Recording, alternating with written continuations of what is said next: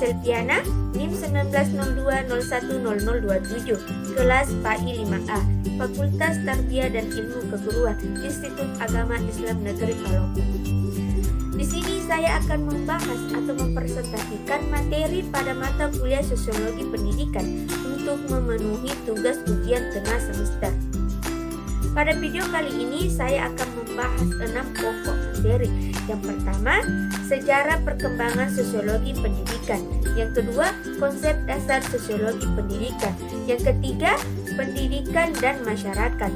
Yang keempat, peran sosial edukatif dan profesi guru. Yang kelima, sekolah, sosialisasi anak dan pembentukan kepribadian. Yang keenam, pendidikan dan peranata sosial. Itulah 6 pokok materi yang akan saya bahas pada video kali ini. Sebelum saya melangkah untuk pembahasan materi, jangan lupa like, comment, share, and subscribe.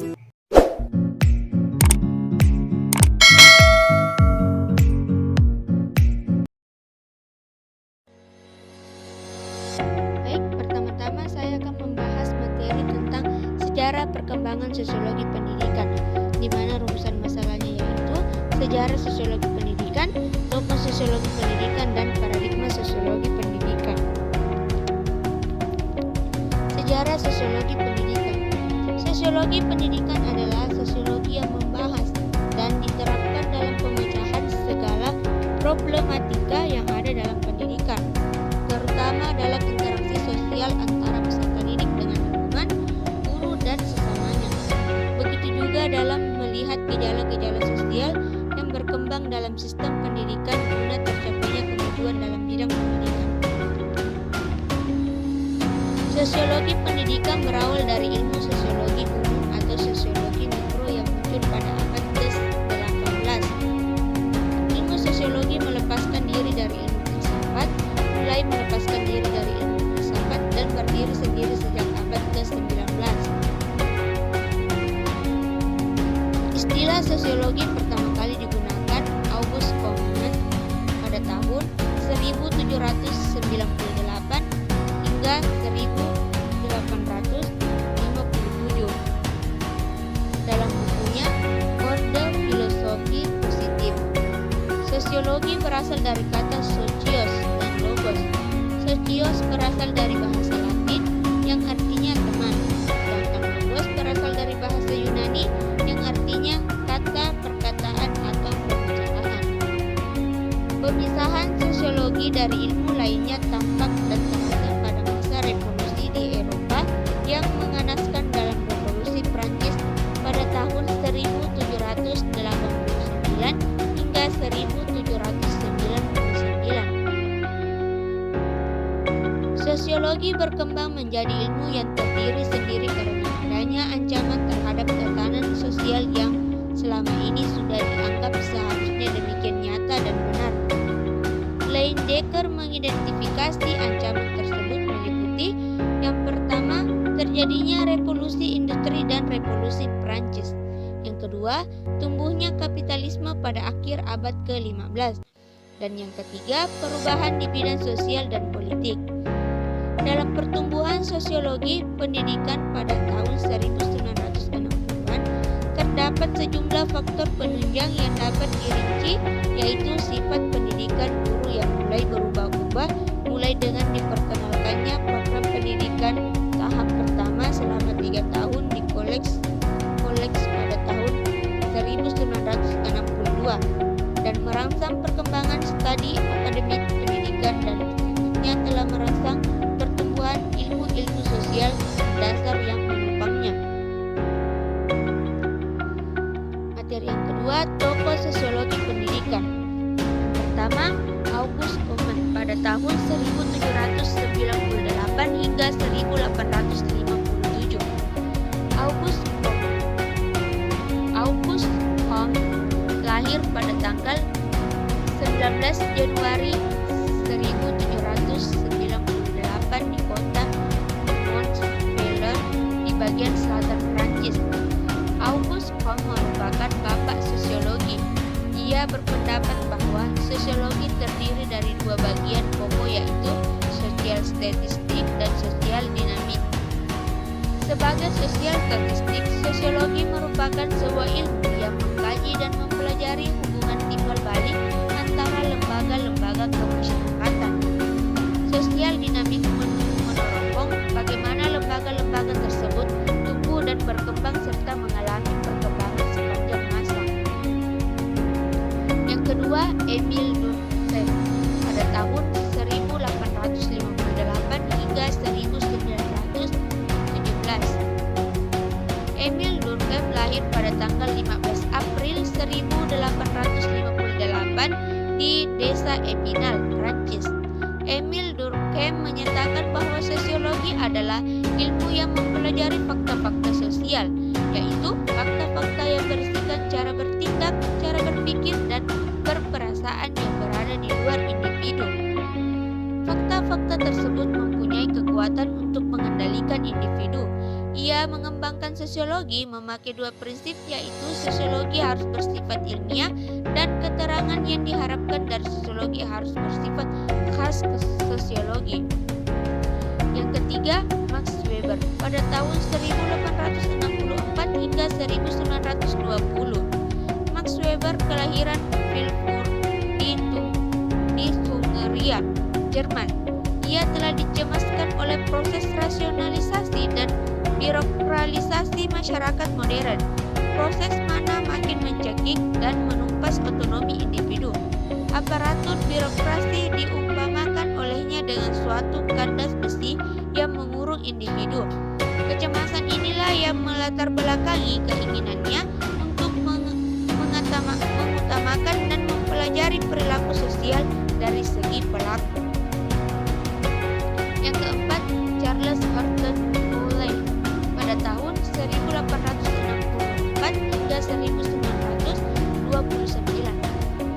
Dia dilahirkan di kota Ann Arbor di negara bagian Michigan, Australia. Dia mengembangkan konsepsi mengenai hubungan timbal balik dan hubungan yang tidak terpisahkan antara individu dengan masyarakat.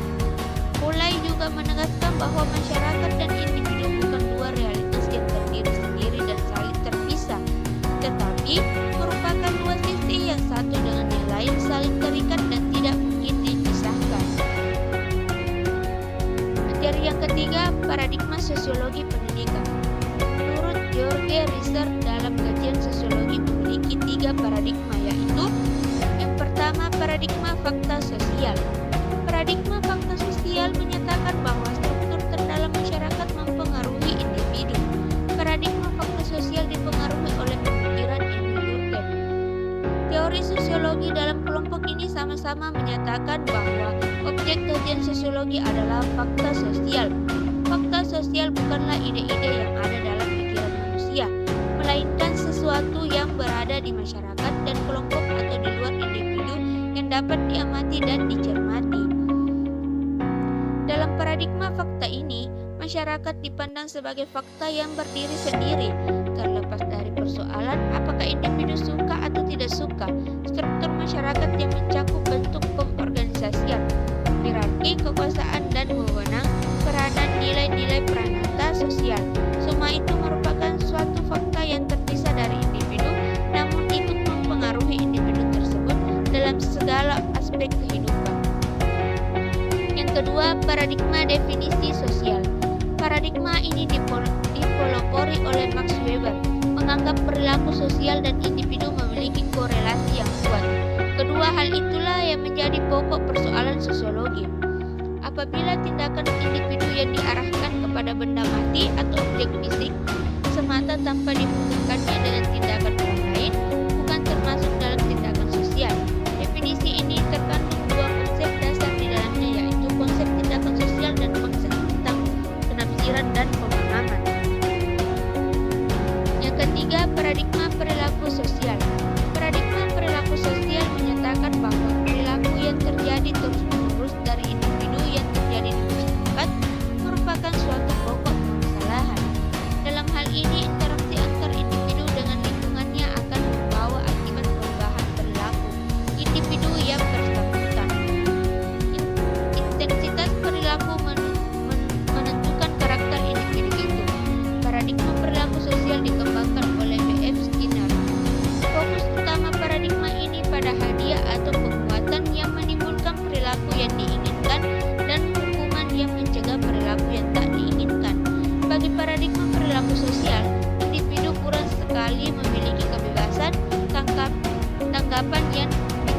biasanya ditentukan oleh sifat dasar stimulus yang datang dari luar dirinya. Teori yang bergabung adalah teori behavioral dan teori Hohmann. Materi kedua, konsep dasar sosiologi pendidikan, di mana rumusan masalahnya yaitu pengertian sosiologi pendidikan, tujuan mempelajari sosiologi pendidikan, objek sosiologi pendidikan, dan ruang lingkup sosiologi pendidikan. Pengertian sosiologi pendidikan. Sosiologi adalah ilmu tentang cara berteman, berkawan, bersahabat, atau cara bergaul yang baik dalam masyarakat. Sedangkan pengertian pendidikan yaitu suatu disiplin ilmu yang terkait dengan proses pemberadaban, pembudayaan manusia, dan pendewasaan manusia. Pengertian sosiologi pendidikan dapat dilihat dari dua segi, yaitu pengertian sosiologi pendidikan adalah suatu kajian yang mempelajari hubungan antara masyarakat di mana terjadi interaksi sosial dengan pendidikan di dalamnya. Yang kedua yaitu pengertian sosiologi pendidikan adalah suatu pendekatan sosiologis yang diterapkan pada fenomena pendidikan.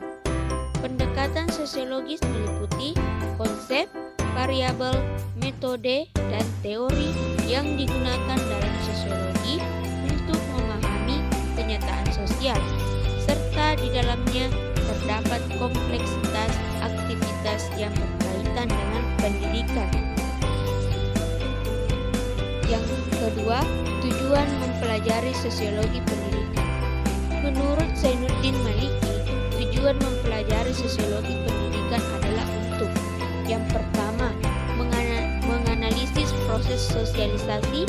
Yang kedua, menganalisis kedudukan pendidikan dalam masyarakat. Yang ketiga, menganalisis interaksi sosial di sekolah dan antara sekolah dengan masyarakat. Yang keempat, membantu memecahkan masalah-masalah sosial pendidikan. Yang kelima, menganalisis tujuan pendidikan secara objektif. Yang keenam, mempelajari kelakuan sosial serta prinsip-prinsip untuk mengontrolnya. Tujuan sosiologi pendidikan pada dasarnya adalah untuk mempercepat dan meningkatkan pencapaian tujuan pendidikan secara keseluruhan. Karena itu, sosiologi pendidikan tidak akan keluar dari upaya-upaya agar pencapaian tujuan dan fungsi pendidikan tercapai menurut pendidikan itu sendiri.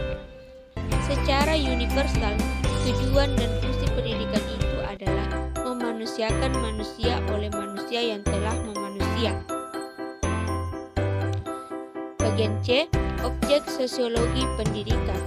Objek penelitian sosiologi pendidikan adalah tingkah laku manusia. Tingkah laku manusia yang dimaksud di sini adalah tingkah laku atau intuisi sosial yang berkaitan dengan pendidikan, seperti kelas, sekolah, keluarga, masyarakat desa, kelompok-kelompok masyarakat, dan sebagainya. Bagian D, ruang lingkup sosiologi pendidikan. Ruang lingkup sosiologi pendidikan menurut Sanavia, Faisal, dan Nur Yasin yaitu yang pertama, analisis terhadap pendidikan selaku alat kemajuan sosial. Yang kedua, sosiologi pendidikan sebagai pemberi tujuan bagi pendidikan. Yang ketiga, aplikasi pendidikan bagi pendidikan. Yang keempat, proses pendidikan merupakan proses sosialisasi. Yang kelima, peranan pendidikan dalam masyarakat. Yang keenam, pola interaksi sosial di sekolah dan antara sekolah dengan masyarakat. Yang ketujuh, ikhtisar mengenai berbagai pendekatan terhadap sosiologi pendidikan.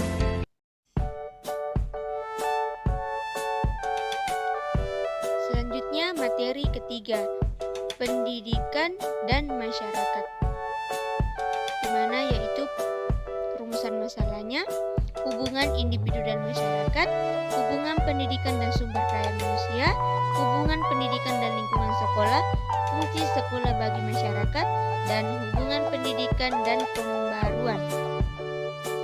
Yang pertama, hubungan individu dan masyarakat. Menurut R.M. Max Lever dan Charles Havex, mengartikan masyarakat sebagai suatu sistem dari kebiasaan dan tata cara, dari wewenang dan kerjasama antar berbagai kelompok dan golongan, dari pengawasan tingkah laku serta kebebasan-kebebasan manusia. Menurut Sojono Suekanto, masyarakat memiliki ciri-ciri sebagai berikut. Yang pertama, manusia yang hidup bersama di dalam lingkungan sosial yang tidak ada ukuran mutlak ataupun angka pasti untuk menentukan jumlah manusia yang harus ada. Akan tetapi, secara historis angka minimumnya adalah 2 orang yang hidup bersama. Yang kedua, bercampur untuk waktu yang cukup lama. Yang ketiga, mereka sadar bahwa mereka merupakan satu kesatuan. Yang keempat, mereka merupakan suatu sistem hidup bersama. Sistem kehidupan bersama menimbulkan kebudayaan, oleh karena setiap anggota kelompok merasa dirinya terikat dengan yang lain. Dari pengertian di atas ada 2 hal yang perlu diperhatikan, yaitu bahwa masyarakat itu kelompok yang terorganisasi dan masyarakat itu suatu kelompok yang berpikir tentang dirinya sendiri yang berbeda dengan kelompok lain. Bagian B, hubungan pendidikan dan sumber daya manusia. Dalam Quran Surah Al-Baqarah ayat 31 yang artinya, dan dia mengajarkan kepada Adam nama-nama atau benda-benda seluruhnya. Kemudian mengemukakannya kepada para malaikat lalu berfirman, sebutkan kepadaku nama benda-benda itu jika kamu benar orang-orang yang benar. Quran Surah Al-Baqarah Surah 2 ayat 31. Ayat di atas mendedikasikan 2 hal, yaitu bahwa sejarah pendidikan lahir bersamaan dengan sejarah kedatangan manusia dan pendidikan inheren dengan manusia. Dalam perspektif teori pendidikan modern, ayat di atas juga menjelaskan 5 unsur pokok dalam proses pendidikan dan pembelajaran. Di antaranya, yang pertama pendidik, yaitu Allah Subhanahu wa Ta'ala. Yang kedua, peserta didik, yaitu Adam alaihissalam. Yang ketiga, materi pendidikan, yaitu tentang nama-nama benda. Yang keempat, metode, yaitu bagaimana Allah Subhanahu wa Ta'ala mengajarkan Adam tentang nama benda-benda. Yang kelima, evaluasi, yaitu Adam diuji kemampuannya dengan menyebutkan nama-nama benda yang telah diajarkan kepadanya. Dalam perspektif histori pendidikan, Rasulullah Shallallahu Alaihi Wasallam sebenarnya diberi amanah untuk meningkatkan umat manusia bahwa sejarah panjang dengan sejarah manusia. Bagian C, hubungan pendidikan dan lingkungan sekolah. Sekolah adalah lingkungan pendidikan yang utama setelah lingkungan keluarga. Sekolah adalah suatu organisasi atau wadah kerjasama sekelompok orang untuk mencapai tujuan pendidikan dengan memanfaatkan sumber daya secara selektif, efektif, dan efisien. Karena adanya persamaan motif untuk membantu peserta didik mencapai kedewasaannya. Kesamaan motif itulah yang mendorong terbentuknya wadah sekolah. Bagaimanapun juga, pendidikan yang diberikan di lingkungan keluarga memiliki keterbatasan-keterbatasan. Oleh karena itu, keberadaan sekolah merupakan penunjang utama pendidikan anak setelah pendidikan di lingkungan keluarga. Banyak aspek yang kemudian tidak dapat dipenuhi melalui pendidikan di sekolah, misalnya dalam hal pengembangan wawasan ilmu, pengetahuan, dan keterampilan. Keterampilan sekolah menjadi penting dalam rangka mempersiapkan para peserta didik menjadi paripurna. Dengan demikian, sekolah bertanggung jawab terhadap pendidikan anak-anaknya selama mereka diserahkan kepadanya. Mengingat pentingnya sekolah bagi perkembangan peserta didik, maka keberadaan sekolah perlu dikelola dengan baik sehingga mencapai maksimal. Bagian D, fungsi sekolah bagi masyarakat. Fungsi sekolah bagi masyarakat adalah untuk menjaga eksistensi dan tradisi masyarakat sehingga masyarakat dapat stabil berjalan fungsinya sebagai sebuah komunitas sosial. Sekolah menentukan transformasi sosial budaya di masyarakat dapat terjamin dan berkembang menurut tuntunan zaman. Secara sistematis bahwa hubungan sekolah dan masyarakat dapat dilihat dari dua segi, yaitu sekolah sebagai partner masyarakat di dalam melakukan fungsi pendidikan, dan yang kedua, sekolah sebagai produsen yang melayani pesanan-pesanan pendidikan dari masyarakat lingkungannya. Berjalannya fungsi pendidikan apabila menjadikan masyarakat sebagai partner dalam melaksanakan pendidikan dan sekolah menjadi pelayanan atas kebutuhan masyarakat dan stakeholder. Sekolah sebagai lembaga pendidikan formal memiliki fungsi dan peran strategis dalam membangun dan memajukan kehidupan masyarakat. Sekolah dapat mengembangkan potensi peserta didik yang dapat menjaga eksistensi dan kestabilan masyarakat. Dengan demikian, hubungan sekolah dan masyarakat harus terjalin dengan instan dan efektif, karena majunya sebuah masyarakat terdapat kolerasi signifikan dengan bermutunya pendidikan di sekolah di berbagai level dan jurusan.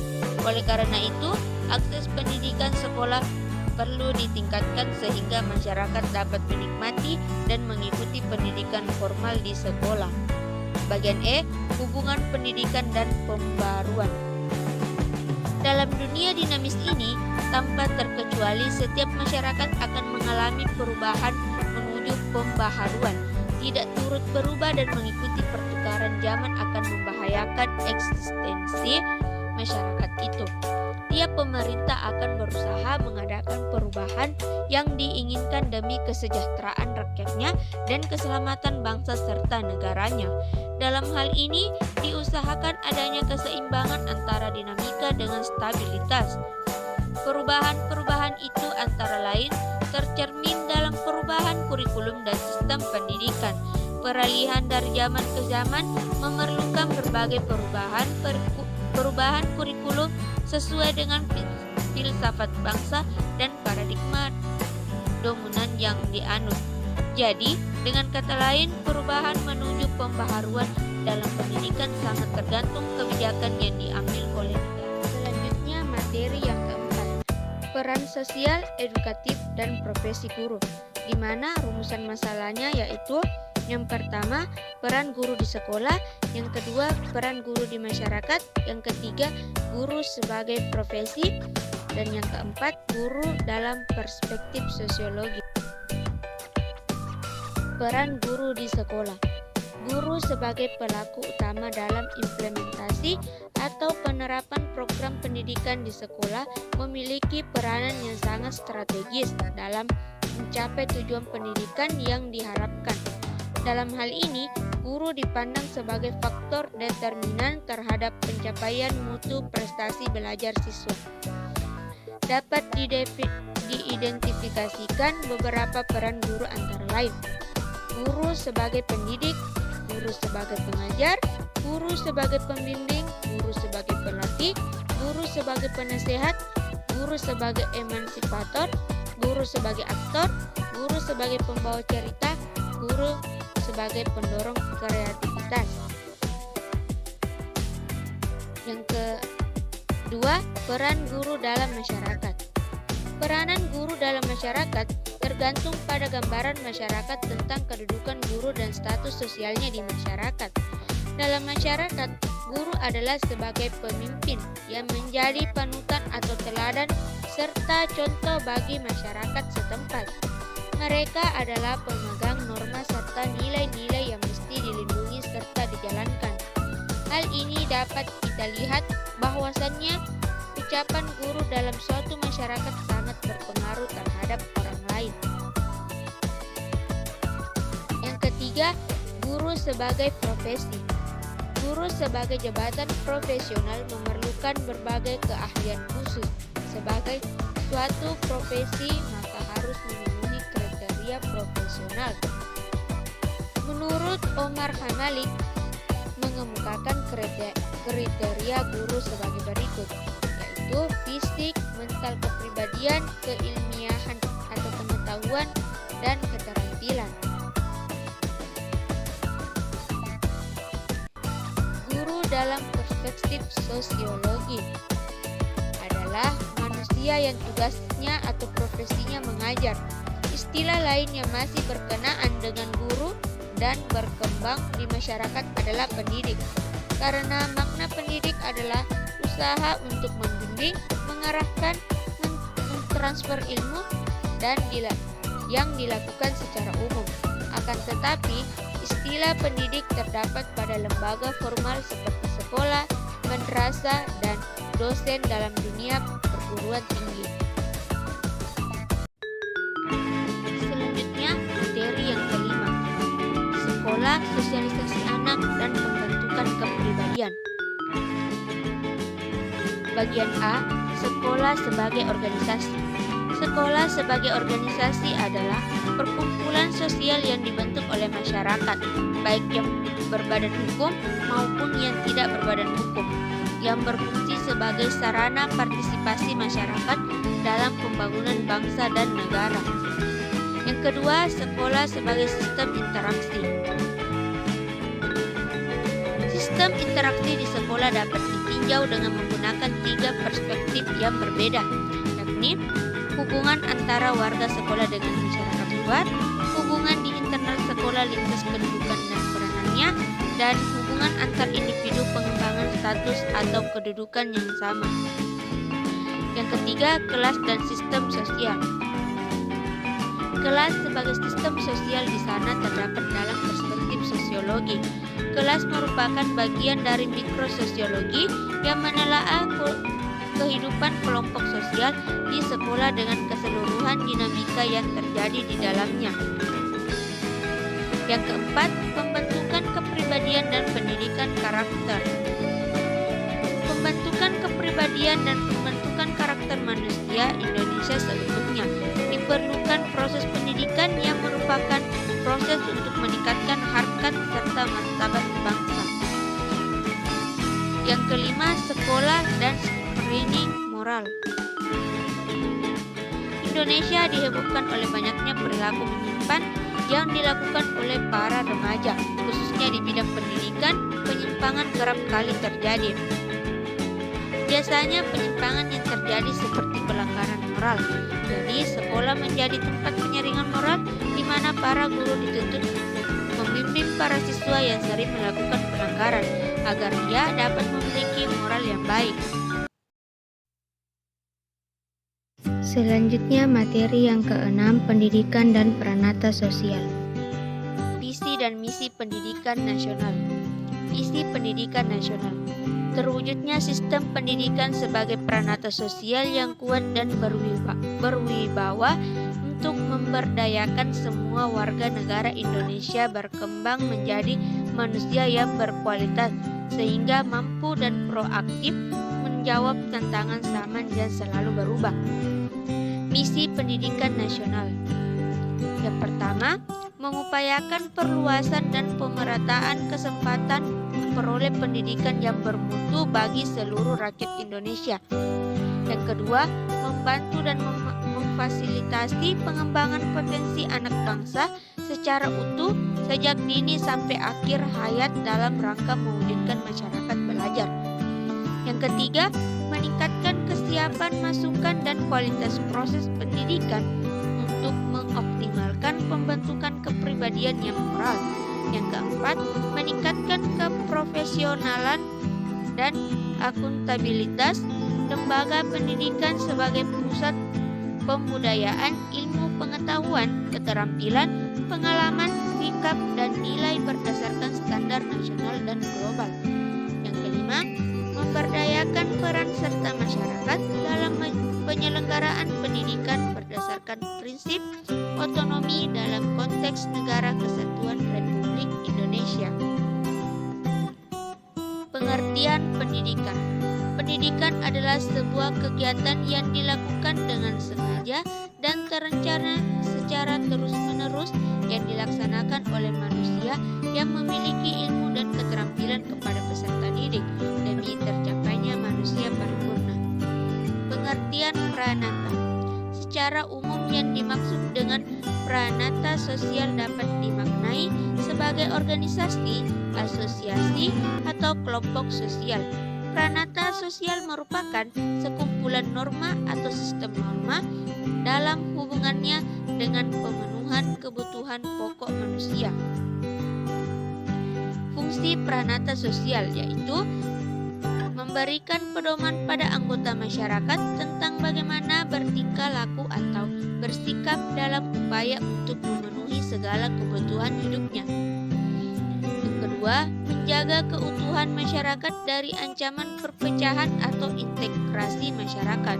Dan yang terakhir, memberikan pegangan dalam mengadakan sistem pengendalian sosial. Selanjutnya, hubungan pendidikan dan pranata sosial. Pendidikan dan pranata sosial memiliki keterkaitan yang erat, di mana pendidikan membutuhkan suatu pranata sosial dalam menjalankan aktivitasnya. Dengan adanya pranata sosial, maka proses pendidikan akan lebih terstruktur dan sistematis, sehingga dapat berjalan sesuai dengan yang diharapkan. Dan kualitas dari pelaksanaan pendidikan tersebut akan dapat tercapai secara maksimal apabila didukung oleh pranata sosial yang memiliki kompetensi serta memiliki hubungan yang baik dengan pranata sosial lainnya, sehingga semua aktivitas pendidikan dapat berjalan secara terstruktur dan sistematis. Pendidikan dan fungsi keluarga, pemerintah, dan masyarakat. Pendidikan adalah salah satu fungsi yang harus dilakukan dengan sebaik-baiknya oleh keluarga, masyarakat, serta pemerintah secara terpadu untuk mengembangkan fungsi pendidikan. Dilihat dari ruang lingkupnya, pendidikan terdiri dari 3 jenis, yaitu pendidikan dalam keluarga atau informal, pendidikan di sekolah atau formal, dan pendidikan dalam masyarakat atau non-formal. Fungsi lembaga kemasyarakatan adalah memberikan pedoman kepada anggota masyarakat sebagai harus bertingkah laku untuk bersikap dalam menghadapi masalah-masalah dalam masyarakat, menjaga keutuhan masyarakat, dan memberikan pegangan pengendalian sosial. Intinya sistem pengawasan masyarakat terhadap tingkah laku anggota-anggota masyarakatnya. Itulah 6 pembahasan pokok materi pada mata kuliah Sosiologi Pendidikan.